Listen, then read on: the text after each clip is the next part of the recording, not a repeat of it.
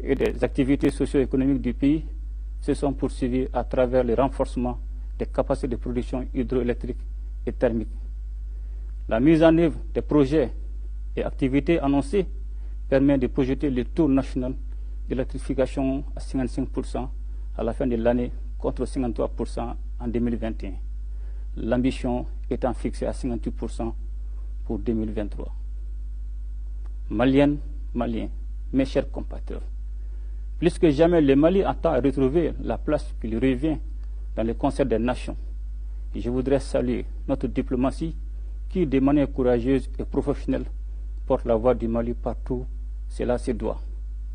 Je voudrais également remercier tous les partenaires qui accompagnent notre pays dans la lutte contre les groupes armés terroristes et pour la restauration d'un État démocratique. Notre pays est soucieux de raffermir ses relations avec tous les autres pays et de participer activement à la vie internationale. Cependant, il est important que nos partenaires comprennent que les relations avec notre État doivent être désormais fondées sur les 3 principes suivants. Le respect de la souveraineté du Mali, le respect des choix stratégiques opérés par le Mali, la défense des intérêts du peuple malien dans les prises de décision. C'est aussi le lieu pour moi de saluer l'ensemble des Maliens établis à l'extérieur pour leur souci constant de défendre la patrie et d'apporter leur pierre à l'œuvre du développement économique.